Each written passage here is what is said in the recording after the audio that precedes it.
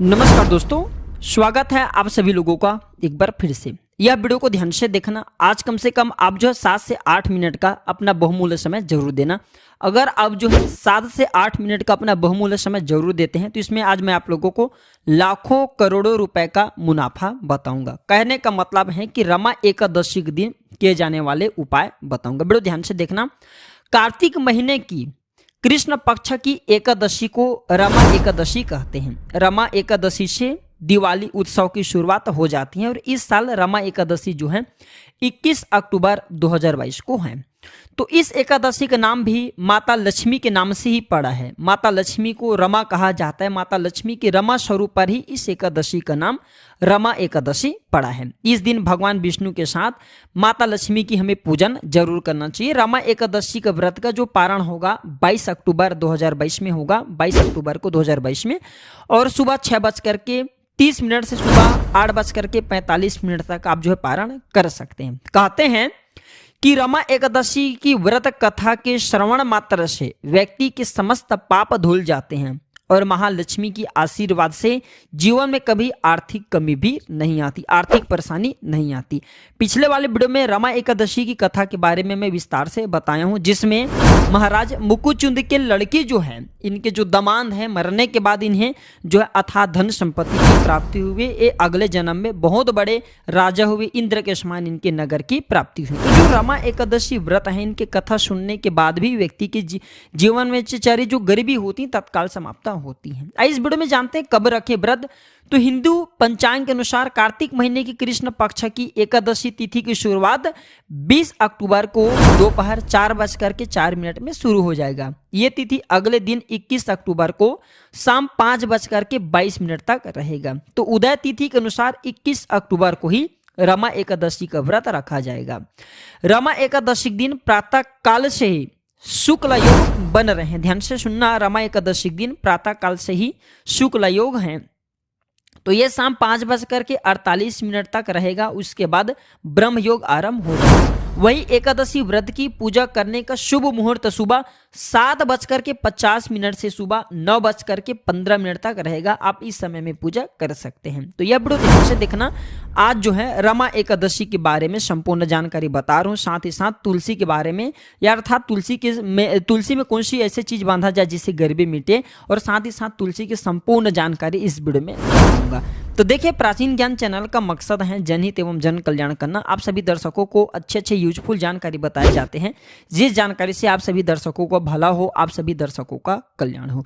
रमा एकादशी दिन हमें क्या नहीं करना चाहिए जिससे हमें व्रत का संपूर्ण रूप से फल प्राप्त हो, या फिर आप जो है व्रत नहीं रखें फिर भी रमा एकादशी दिन हमें क्या नहीं करना चाहिए। सर्वप्रथम जानते हैं कि रमा एकादशी के दिन क्या करें।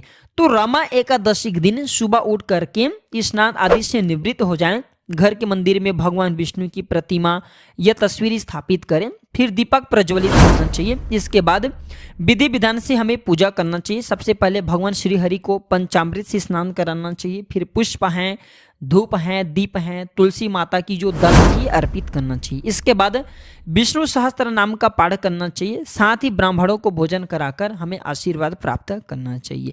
चलिए इस वीडियो में जानते हैं हमें रमा एकादशी के दिन कौन सी चीजों का त्याग करना चाहिए। आप व्रत रखें या न रखें, फिर भी रमा एकादशी के दिन कुछ ऐसी चीजें जिनका हमें त्याग करना चाहिए।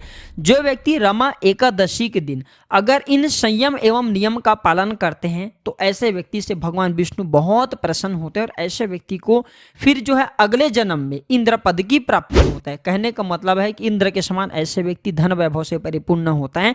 ऐसे व्यक्ति जो है जीते जी सुख को भोगता, मरने के बाद भगवान के धाम की प्राप्ति होता है।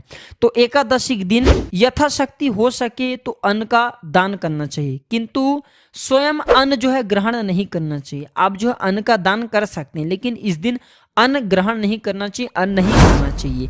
और हमारे धर्म शास्त्र भी कहते हैं अगर आपके शरीर बहुत दुर्बल हैं, आप उपवास करने में समर्थवान नहीं हैं, तो भगवान से प्रार्थना करते हुए तुलसी के दल के साथ में इस दिन अन्न ग्रहण कर सकते हैं, लेकिन इस दिन अन्न का परित्याग कर देना चाहिए। किसी कारणवश निराहार आपको रहना संभव नहीं हो पाते तो एक बार भोजन कर सकते हैं। इस दिन दूध या जल का सेवन कर सकते हैं, काफी अच्छा होता है।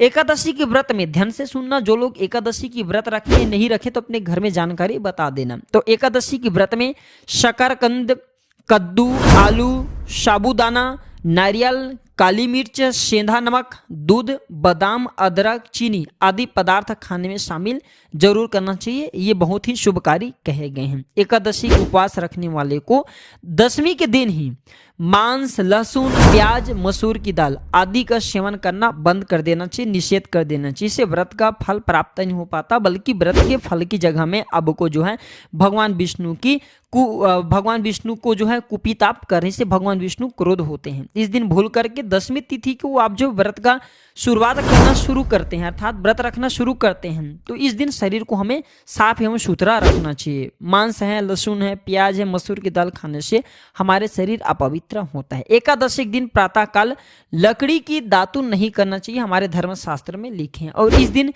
वृक्ष से पत्ता नहीं तोड़ना चाहिए। और साथ ही साथ इस दिन हो सके अगर आप मुंह कुल्ला करना चाहते हैं तो पानी से 12 बार मुंह को कुल्ला करना चाहिए। एकादशी के दिन व्रतधारी व्यक्ति को गाजर, सलजम, गोभी, पालक इत्यादि का सेवन नहीं करना चाहिए, इसे धर्मशास्त्र में निषेध कहे गए हैं।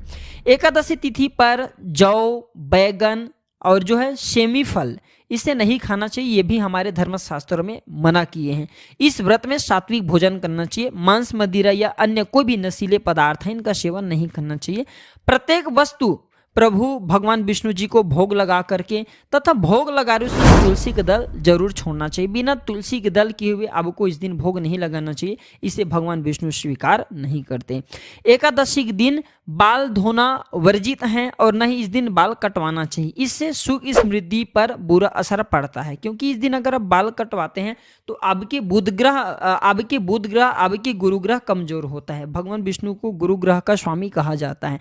तो जिनके गुरु ग्रह कमजोर हो ऐसे व्यक्ति के सभी ग्रह फिर निर्बल हो जाते हैं, फिर कोई ग्रह आपको शुभ फल प्रदान नहीं करते। तो इस दिन अगर कोई माता बहनें बाल धोती हैं, नाखून काटती, तो उनके पुत्र एवं पति के जीवन में भारी संकट आती हैं। ये छोटे छोटे जानकारी आप सभी को जरूर पता होना चाहिए। आइए इस वीडियो में जानते हैं तुलसी संबंधित एकादशी की विशेष जानकारी। अभी तक कमेंट बॉक्स में जय माता लक्ष्मी नहीं लिखी तो जय माता लक्ष्मी जरूर लिखना, या फिर ओम नमो भगवते वासुदेवाय जरूर लिखना। जो व्यक्ति तुलसी माता को मानते हैं जय माता तुलसी कमेंट बॉक्स में जरूर लिखिए। तो आइए इस वीडियो में जानते हैं। तो तुलसी का पेड़ हर घर के आंगन की शोभा बढ़ाता है। कहते हैं कि तुलसी का पेड़ घर में होने से हमेशा माँ लक्ष्मी का वास होता है। हिंदू धर्म के अनुसार प्राचीन काल से ही तुलसी के पौधे को विष्णु प्रिया के रूप में पूजा जाता है और पौराणिक मान्यता भी है कि वृंदा के रूप में तुलसी भगवान विष्णु के परम भक्त थीं। और धर्म ग्रंथों के अलावा जो वास्तु विज्ञान ये भी कहते हैं कि तुलसी का खूब महत्व बताए गए हैं। ये औषधि की तरह काम करते हैं। जिस घर के आसपास में या फिर जो घर में तुलसी का पौधा लगा होता है उस घर में कभी भी जो दरिद्रता है, दुख है, तकलीफ है, नकारात्मक शक्तियाँ नहीं आ पाती। तुलसी में बहुत ज़्यादा औरा बनता है, ऊर्जा बनता है। ये 100 फीट के दायरे तक नकारात्मक शक्ति को आने ही नहीं देती। इसलिए हमें अपने घर में उत्तर दिशा की तरफ तुलसी जरूर लगाना चाहिए। इनके मुख उत्तर दिशा में होना चाहिए। भूल करके जो तुलसी का मुख है ये दक्षिण दिशा में नहीं होना चाहिए, व्यक्ति के सर्वनाश कर देते हैं। छोटे छोटे जानकारी सभी दर्शकों को जरूर पता हो। तो आपको एकादशी के दिन स्नान करने के बाद तुलसी के जड़ में कच्चे दूध जरूर सींचना चाहिए। ऐसा कहा जाता है जो व्यक्ति कच्चे दूध एकादशी के दिन में तुलसी के जड़ में सींचता है ऐसे व्यक्ति पर भगवान श्री हरि की साक्षात कृपा होता है। ऐसे व्यक्ति को भगवान विष्णु अथाह धन संपदा प्रदान करते हैं। क्योंकि धन के देवी माता लक्ष्मी हालांकि कही जाती हैं, लेकिन धन देने का अधिकार किसके किस्मत में कितना धन देना ये भगवान विष्णु निर्णय करते हैं। क्योंकि भगवान विष्णु को पालनहार कहे जाते हैं। किसके कर्म में कितना धन देना ये भगवान विष्णु निर्णय करते हैं। तो अगर भगवान विष्णु आपसे प्रसन्न हो जाते हैं, तुलसी को अगर आप इस दिन तुलसी के जड़ में कच्चे दूध डालते स्नान कराते हैं, तो तुलसी पर जो है तुलसी को भगवान विष्णु जी है स्वयं वरदान दिए कि जो व्यक्ति तुलसी की सेवा करेंगे मैं उनकी गरीबी को मिटाऊंगा, उनके सभी प्रकार की मनोकामना को पूर्ण करूंगा। तो अगर आप सौभाग्यवश इस दिन तुलसी के जड़ में आप कच्चे दूध सींचते हैं तो भगवान जो है विष्णु जी बहुत प्रसन्न होते हैं, आपको धन संपदा सब कुछ प्रदान करते हैं। इसके अलावा शाम के समय में तुलसी के पेड़ के पास में घी का दीपक जरूर जलाना चाहिए। ऐसा करने से तुलसी माता भी प्रसन्न होती हैं और तुलसी को माँ लक्ष्मी का ही रूप माना जाता है। इसलिए तुलसी को प्रसन्न करने से आपके घर में सदैव माँ लक्ष्मी का वास होता है, आपको धन की प्राप्ति होता है, आपके जीवन में चरी कष्ट भी मिटते हैं ये उपाय करने के बाद। चलिए और उपाय बताता हूँ। ये उपाय भी आपके जीवन में बहुत ही कारगर साबित होंगे। रामबाण उपाय है, इसका प्रभाव कभी विफल नहीं जाएगा। यह उपाय भी नोट करके रखें किसी पेन कॉपी में, ये आपको आगे काम आएंगे। हो सके तो प्रत्येक एकादशी के दिन ये उपाय आप जो है जरूर करना। तो एकादशी के दिन आपको एक पीला धागा लेना है। इस धागे को अपनी लंबाई की जितना आपको काट लेना है। आप देखना कि आपकी लंबाई कितना है, फिर आप जो अपने लंबाई के अकॉर्डिंग इस धागे को काट लेना है और इस धागे को तुलसी के पौधे के पास ले जा करके आपको अपनी मनोकामना बोलना है, मनोकामना बोल देना है। और साथ ही जो आप पीले धागा रखें इसमें आपको 108 बार गांठे मारना है। ओम नमो भगवते वासुदेवाय इस मंत्र को बोलते हुए 108 बार गांठे मार देना है। या फिर ये मंत्र नहीं बोल पाते तो भगवान विष्णु का स्मरण करते हुए, नाम लेते हुए और मनोकामना बोलते हुए 108 बार इसका गांठे लगाना है पीला धागे का। और फिर इस धागे को तुलसी माता में आपको बांध देना है, तुलसी माता को पहना देना है, समर्पित कर देना है। जब आपकी मनोकामना पूरा हो जाएंगे तो इस धागे को निकाल करके फिर बाद में से जल में बहा देना है। ऐसा कहा जाता है ये उपाय रामबाण की तरह काम करता है। जिस प्रकार प्रभु राम के बाण अचूक होते हैं, जिस चीज के लिए रामबाण को छोड़ा जाता है उस चीज का बिल्कुल ही संधान करके आता है, उनका भेदन करके आता है।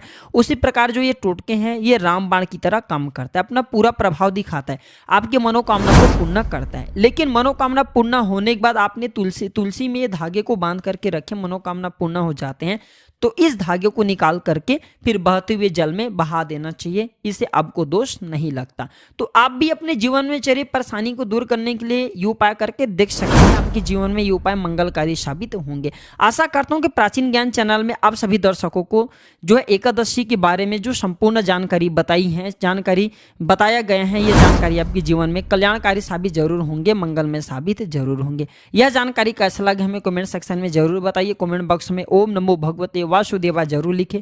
इस वीडियो को लाइक करें एवं जनहित एवं जन कल्याण के लिए अगर आपको लगता है कि इस जानकारी को औरों को भी होना चाहिए तो इसे आगे जरूर शेयर करिए। आपके एक शेयर किसी की जिंदगी को बर्बाद होने से बचा सकता है, किसी के लिए अमृत तुल्य हो सकता है यह जानकारी। तो यह जानकारी को यहीं पर समाप्त करता हूं। दर्शकों वीडियो देखने के लिए धन्यवाद।